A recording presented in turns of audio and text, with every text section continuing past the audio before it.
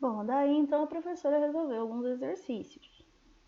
Não sei se vocês conseguiram acompanhar, entender tudo certinho, mas esse primeiro exercício, por exemplo, a gente trabalhou ali nas segundas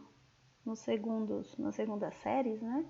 Quando eles estavam falando de soluções, solubilidade, que a gente aprofunda, mas é importante a gente já conhecer, porque eu uso o conceito de solubilidade, tá? Então a primeira coisa que eu queria que vocês prestassem atenção é na interpretação da tabelinha, tá?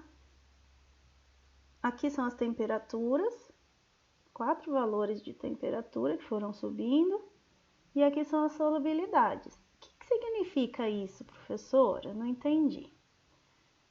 Essa solubilidade é quantos gramas do sal de cozinha, porque está escrito aqui que é sal de cozinha, tá vendo? Quantos gramas do sal de cozinha vão poder ser dissolvidos no máximo em 100 gramas de água, tá? Lembrando que água é a relação entre o espaço que a água ocupa, que é o volume, e a massa que ela tem é de 1 para 1. Então a gente tem que 1 grama é a mesma coisa que 1 ml. Então toda vez que eu falar da água, 100 gramas, eu vou estar falando 100 ml. 10 gramas, 10 ml. 50 ml, 50 gramas, tá? Então, a água é independente aí de você usar grama ou ml, o valor continua sendo o mesmo, tá bom? Porque a densidade da água é 1, tá bom? Então, ó, numa temperatura de 0 graus, ou seja, a água ali para congelar, né? Quase virando gelo, já virando gelo, você conseguiria dissolver no máximo 35,7 gramas de sal se você tiver 100 gramas de água. É assim que a gente interpreta, tá bom? Já numa água 25 graus, que é a temperatura ambiente, né, considerada a temperatura ambiente, você consegue dissolver 36 graus, ou 36 gramas, desculpa, em 100 gramas de água. Se você tiver 50 graus, que é bem mais quente, você já consegue dissolver 1 grama a mais de sal, 37. E se você tiver água fervendo, em ebulição lá, né, borbulhando, virando vapor, você consegue dissolver 39,8 graus de sal. Grau não, gente, perdão, desculpa. Gramas de sal de cozinha. Então a pergunta era: 50 ml de água numa temperatura de 25 graus. Então, primeira coisa que você tinha que olhar: temperatura de 25 graus dissolve 36 gramas de sal em 100 gramas de água. Só que você não tem 100 gramas de água, você tem 50, que é a metade. Aqui que está o segredo, ó. 100 gramas dissolve em 36. E 50, que é a metade da água, vai dissolver metade do sal. Um monte de gente lá no chat, na hora da aula, respondeu correndo: ah, vai ficar homogênea, porque vai dissolver. Mas se você não fizer o cálculo, não adianta nada no achômetro, tá? Ah, eu acho que 20 é pouquinho, então dissolve sim. Ah, não, eu acho que 20 gramas de sal é muito, então não dissolve não. Não pode no achômetro, tá? A gente tem que calcular. Então, o cálculo é bem básico, ó. Se em 100 gramas de água dissolve 36 de sal, se eu tiver metade da água, vai dissolver metade do sal. Metade de 36 é 18.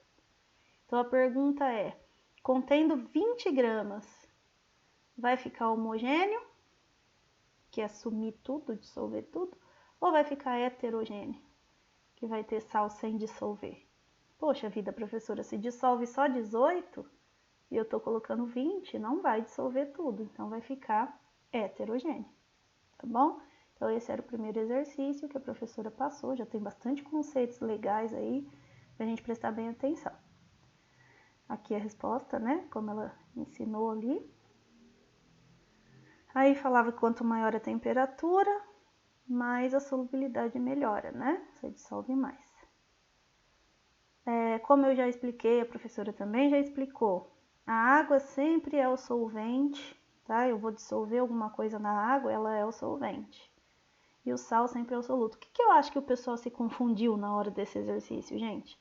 Isso aparece em todas as disciplinas, ó. Podemos classificar respectivamente como soluto e solvente. O que é isso, respectivamente? Nessa ordem. Então, eu tenho que falar primeiro quem é soluto e depois quem é solvente. Então, se eu sei que a água é o solvente universal, a água é depois. Quem é o meu soluto? O sal de cozinha. Então, tem que ser a alternativa B. Sal é soluto, água é solvente. Bom, tem muita gente que se confundiu. E depois o exercício sobre a densidade. Então, ó, a água ocupa 1 centímetro cúbico de espaço para 1 grama de água. O benzeno, em cada centímetro cúbico, ele já ocupa menos que 1, ó, 0,9. O clorofórmio, para cada centímetro cúbico de espaço, ele ocupa 1,53. Então, ó, você tem a água, você tem o benzeno, que é mais leve que a água, e você tem o clorofórmio, que é mais pesado do que a água, entre aspas aí, né? Olhando para as densidades. Então, olha aqui no desenho, qual é qual? Ué, a água está no meio, porque a densidade dela é 1. Quem é mais leve do que a água está em cima. Então, o A vai ser o benzeno, que a densidade é 0,9. E quem está mais denso do que a água, mais pesado, está embaixo, que é o clorofórmio. Então, o C vai ser o clorofórmio, tá? Isso aqui não tem segredo, gente. Quanto mais denso, mais profundo. Quanto menos denso, mais para cima, tá bom? Quais propriedades são indicadas para ver se é pura uma certa amostra sólida? Então, lembra que eu falei das propriedades específicas lá no comecinho da outra aula? Cor. Uma substância é prateada. Eu posso diferenciar ela das outras porque ela é prateada? Não, porque tem um monte de substância que é prateada, professora. Então, já era. Pega uma panela de alumínio e um pedacinho de prata lá. Os dois são prateados, os dois têm brilho. Então, a cor não serve para indicar, não é específica, tá? Então, eu já anulo aqui a A e a B. Aqui também tem cor, ó, a D. Então, eu já sei que não é, tá?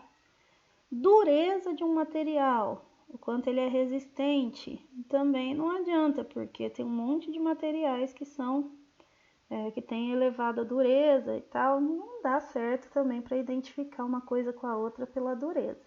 Então, eu já corto também. Sobrou aqui para mim, ponto de fusão, que é específico, lembra, cada substância tem o seu, e a densidade, que cada substância tem a sua, tá?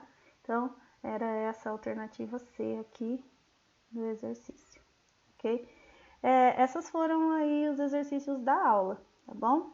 E daí, pra gente terminar nosso roteiro de estudos, agora eu vou deixar para vocês o vídeo da produção de ferro, tá? Que eu disse lá que é super importante.